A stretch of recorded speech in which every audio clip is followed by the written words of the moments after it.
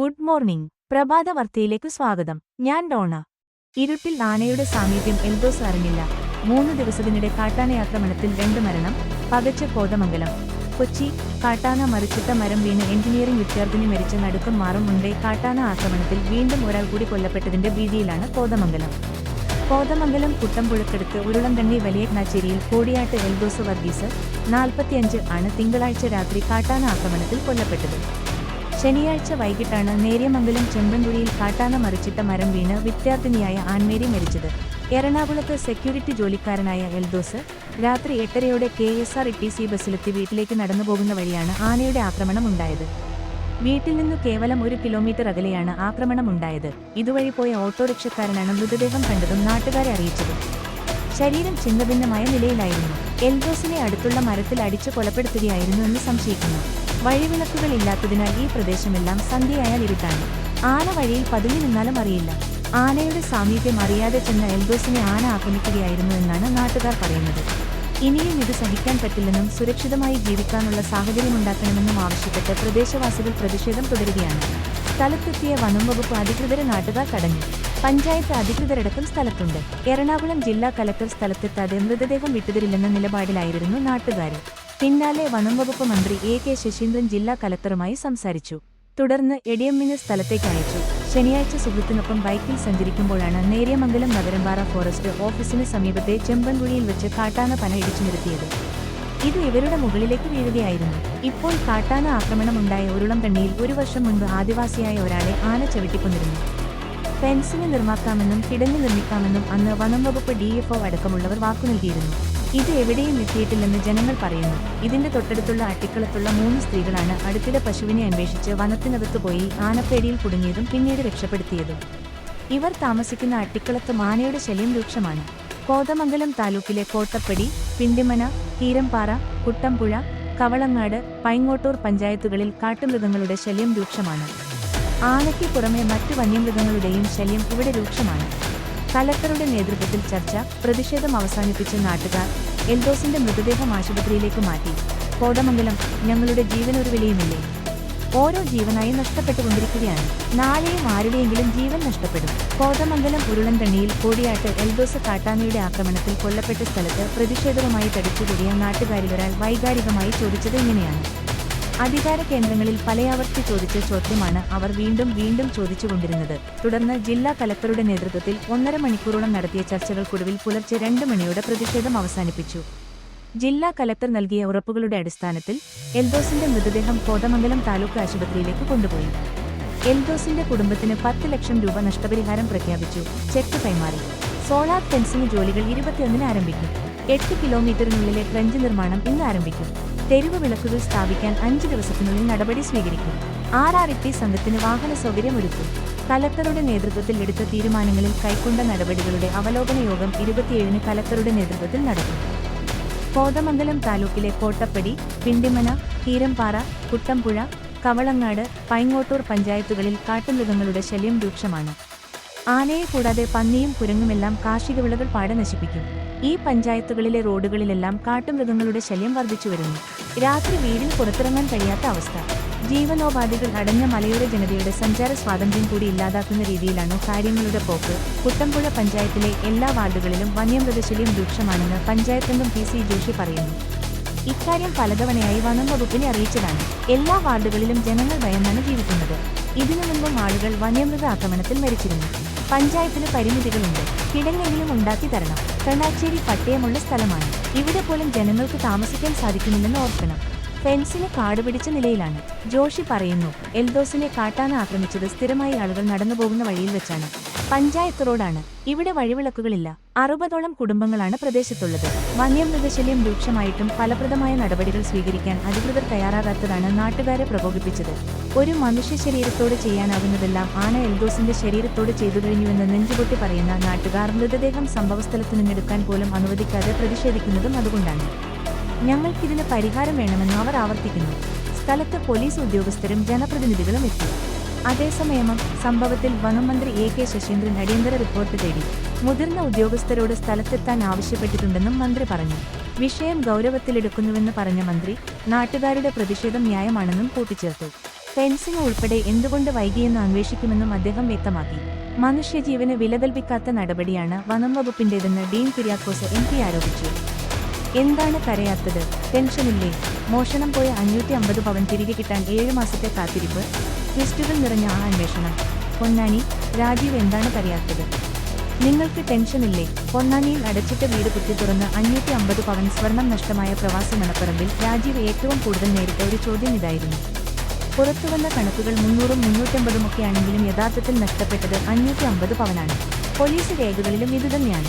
ഇത്രയധികം സ്വർണം നഷ്ടപ്പെട്ടിട്ടും മനക്കരുത്തോടെ നിൽക്കുന്നത് പലർക്കും സംശയങ്ങളുണ്ടാക്കി.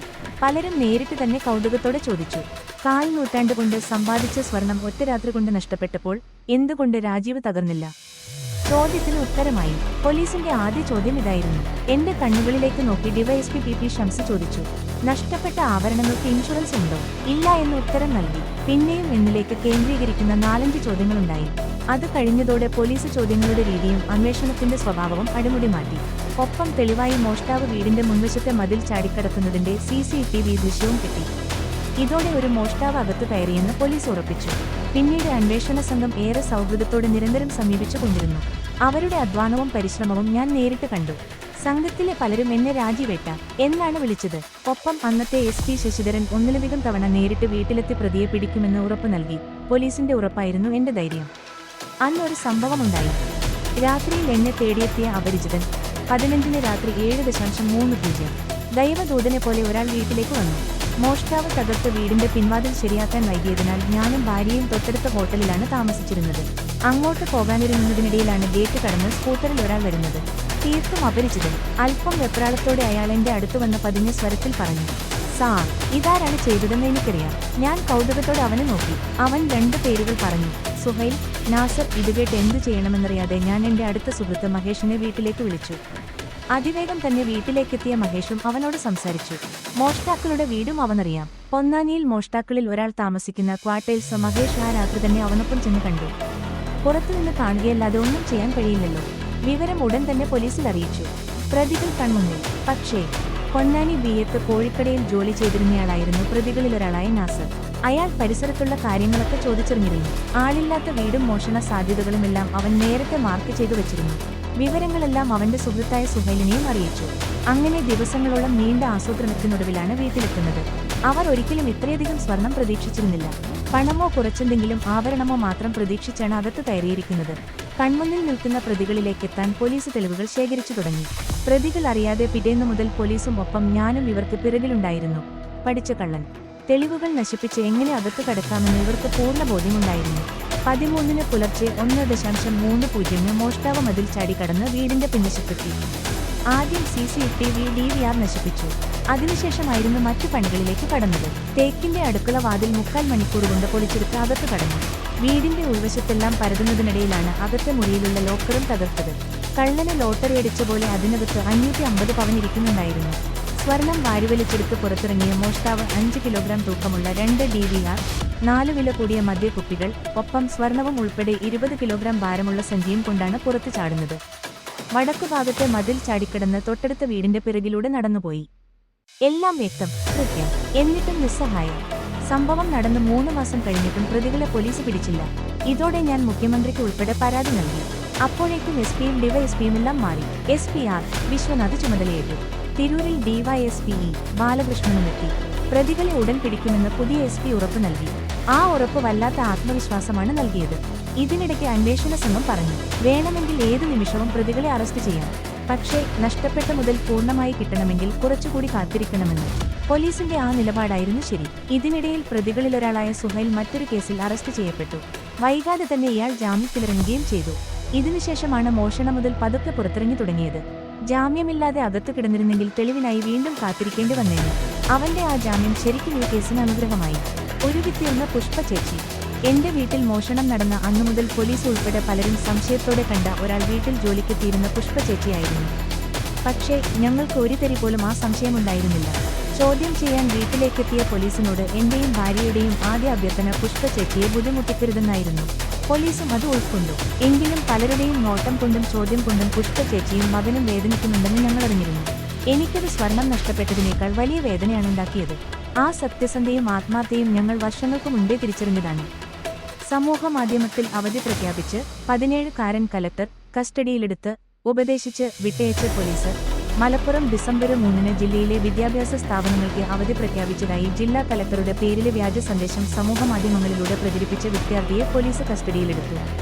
തിരുനാവായ വൈരംകോട് സ്വദേശിയായ 17 വയസ്സുകാരനെയാണ് മലപ്പുറം സൈബർ ക്രൈം പോലീസ് രക്ഷിതാക്കൾക്കൊപ്പം വിളിച്ചുവരുത്തുകയും ഉപദേശം നൽകി വിട്ടയക്കുകയും ചെയ്തത്. ജില്ലയിലെ ശക്തമായ മഴ തുടരുന്ന പശ്ചാത്തലത്തിൽ ഡിസംബർ 3 പ്രൊഫഷണൽ കോളേജുകൾ ഒഴികെയുള്ള വിദ്യാഭ്യാസ സ്ഥാപനങ്ങൾക്ക് ജില്ലാ കലക്ടർ അവധി പ്രഖ്യാപിച്ചിരുന്നു. എന്നാൽ കലക്ടറുടെ പ്രഖ്യാപനത്തിന് തൊട്ടുമുൻപ് ജില്ലാ കലക്ടറുടെ ഔദ്യോഗിക അറിയിപ്പ് എന്ന രീതിയിൽ വ്യാജ സന്ദേശം പ്രചരിപ്പിക്കുകയായിരുന്നു.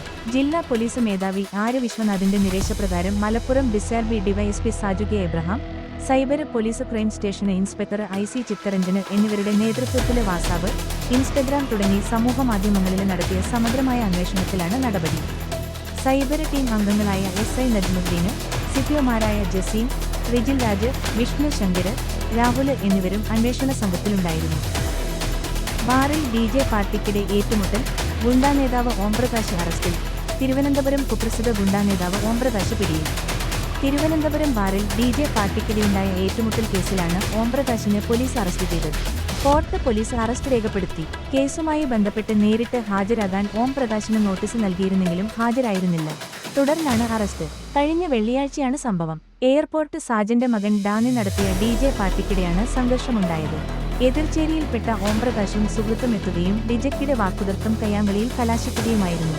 സംഘർഷത്തിൽ ഓംപ്രകാശിനെ കൂടാതെ 10 പേരെ കൂടി പോലീസ് അറസ്റ്റ് ചെയ്തിട്ടുണ്ട്. കാട്ടുപന്നികൾ കൂട്ടമായെത്തി കൃഷി നശിപ്പിച്ചു. സാമ്പത്തിക നഷ്ടം സഹിക്കാനാവാതെ കർഷകർ. തിരുവമ്പാടി കാട്ടുപന്നികൾ കൂട്ടമായെത്തി കൃഷി വ്യാപകമായി നശിപ്പിച്ചു. പുന്നക്കൽ കടുകക്കുന്നേൽ ഷാജുവിന്റെ 10 സെന്റ് സ്ഥലത്തെ മുഴുവൻ കപ്പ കൃഷിയും നശിപ്പിച്ചു. കാട്ടുപന്നികളും മുള്ളൻപന്നിയും ഇറങ്ങി വിളവെടുക്കാൻ പ്രായമായ മുഴുവൻ മരച്ചീനിയും നശിപ്പിച്ചതിന്റെ വിഷമത്തിലാണ് അദ്ദേഹം. ചുറ്റിലും വലിച്ചുകെട്ടിയിരുന്ന നെറ്റ് ചവിട്ടിമെതിച്ചാണ് കാട്ടുപന്നികൾ കൂട്ടമായെത്തിയത്. പെരിമാലിപ്പടി കുരീകാട്ടിൽ ജെയിംസിന്റെ കൃഷിയിടത്തിലും വ്യാപക നാശനഷ്ടമുണ്ടായി.